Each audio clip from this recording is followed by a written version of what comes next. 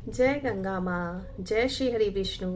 नमस्कार दोस्तों, आप सभी का बहुत बहुत स्वागत है हमारे चैनल पे। करने वाले हैं माघ पूर्णिमा के उस महान पर्व की, जिस दिन स्नान, दान और जप से 100 यज्ञों के बराबर पुण्य की प्राप्ति होती है।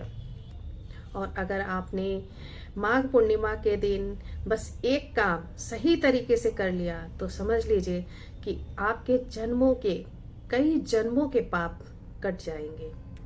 इसलिए वीडियो को अंत तक जरूर देखिएगा, और अगर आप पहली बार हमारे चैनल पर आए हैं तो चैनल को सब्सक्राइब जरूर कर लीजिएगा। माघ मास की पूर्णिमा को माघ पूर्णिमा कहा जाता है। यह दिन विशेष रूप से स्नान, दान, भगवान विष्णु की पूजा और गंगा स्नान, कल्पवास समापन के लिए माना जाता है। शास्त्रों में कहा गया है, माघे स्नानम दानम जपम च मोक्षदाम भवेत, अर्थात माघ महीने में किया गया स्नान, दान और जप सीधे मोक्ष की ओर ले जाता है। इसी दिन माघ पूर्णिमा के दिन ही देवता पृथ्वी पर आते हैं।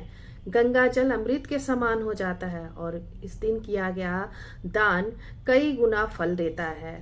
और कहा जाता है कि जो व्यक्ति माघ पूर्णिमा के दिन गंगा स्नान करता है वह बैकुंठ लोक का अधिकारी बनता है। तो चलिए, हम सभी लोग जानते हैं कि माघ पूर्णिमा की स्नान विधि क्या है। तो देखिए, सबसे पहले ब्रह्म मुहूर्त में उठें। सबसे पहले आप ब्रह्म मुहूर्त में उठ करके सूर्योदय से पहले स्नान करें। स्नान से पहले हाथ में जल लेकर के संकल्प लें, मन में भगवान विष्णु और माँ गंगा का स्मरण जरूर। स्नान करते समय आप ओम नमः शिवाय या ओम नमो नारायण अगर बोल सकते हैं। अगर गंगा, यमुना या किसी पवित्र नदी में स्नान आप नहीं कर पा रहे हैं, नहीं जा पा रहे हैं, संभव नहीं है, तो आप घर के पानी में गंगा जल, तुलसी, तिल मिला करके स्नान जरूर करें। अब बात आती है कि माघ पूर्णिमा के दिन दान, नहाने के बाद हम दान क्या क्या करें। तो देखिए, दान इस दिन बहुत पुण्य होता है। माघ पूर्णिमा के दिन दान का बहुत ही महत्व होता है। सबसे श्रेष्ठ दान अन्न का दान, तिल दान, कंबल दान, वस्त्र दान, घी, गुड़, चावल, इन सभी चीज़ों का दान किया जाता है। और दान करते समय बोले ओम विष्णुवे नमः, ओम विष्णुवे नमः। दान कभी दिखावे के लिए नहीं करें। दान श्रद्धा से करें, मात्रा से नहीं। जो आप में सामर्थ हो, ये नहीं कि हमारे पास सामर्थ्य नहीं है तो हम कैसे करें, नहीं। जो दिखावा भी नहीं करना कि मैं ये भी कर ले वो भी कर ले, नहीं। जो आप में सामर्थ हो, जितनी सामर्थ हो, जितनी शक्ति हो, उतना ही आप लोग दान करें। कंबल नहीं कर सकते तो कोई बात नहीं, आप कोई स्वेटर कर लें। स्वेटर भी नहीं खरीद सकते, कोई बात नहीं, आप गरम जुराब ले लें। तो देखिए, काला तिल, गुड़, जरूरी नहीं है कि हम 5 किलो 10 किलो करें, नहीं। जितना आपसे बन सकता है उतना ही आप लोग दान करिएगा। देखिए, माघ पूर्णिमा के दिन पूजा की सामग्री में हमें दीपक, धूप, फूल, तुलसी और फल की जरूरत पड़ेगी, जो कि हर घर में लगभग मिल ही जाती है। सबसे पहले भगवान विष्णु का ध्यान करेंगे, मंदिर की सफाई करेंगे, विष्णु भगवान की फोटो के आगे दीप प्रज्वलित करेंगे और तुलसी अर्पण करेंगे भगवान विष्णु को। विष्णु सहस्त्र नाम या ओम नमो नारायण का जप 108 बार जरूर करिएगा आप सभी।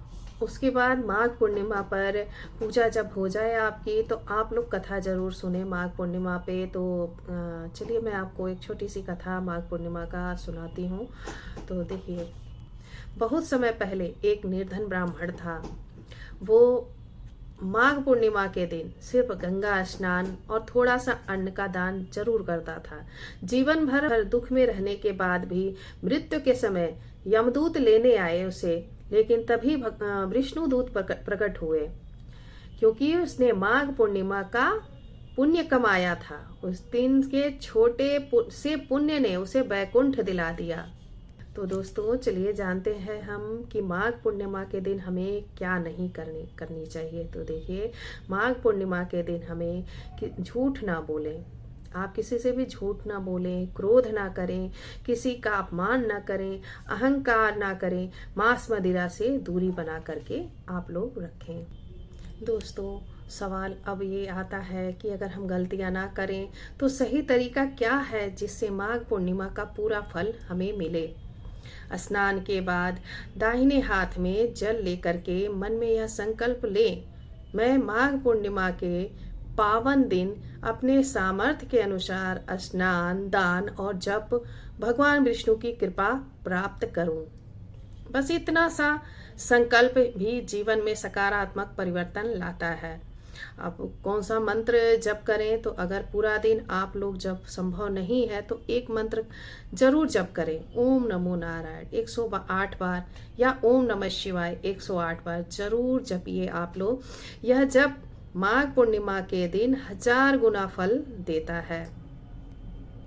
किस देवता की पूजा सबसे श्रेष्ठ होती है माघ पूर्णिमा के दिन? देखिए, माघ पूर्णिमा पर भगवान विष्णु की पूजा सर्वोत्तम मानी गई है।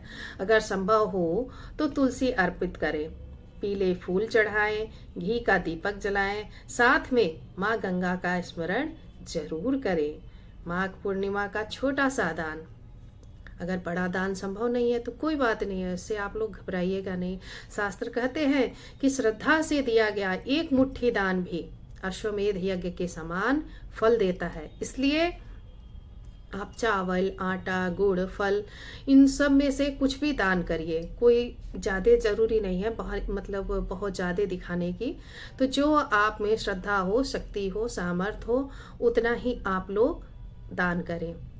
माघ पूर्णिमा के दिन कथा और भजन के बिना अधूरा माना जाता है, तो कम से कम 10 मिनट तो जरूर निकालिएगा। आप सभी लोग हरि कथा सुनिएगा, एक भजन ध्यान से सुनिएगा। कोई भी भजन एक मन लगा करके, चाहे आप गाइए या सुनिए, यह मन को शुद्ध करता है और पुण्य को स्थिर करता है।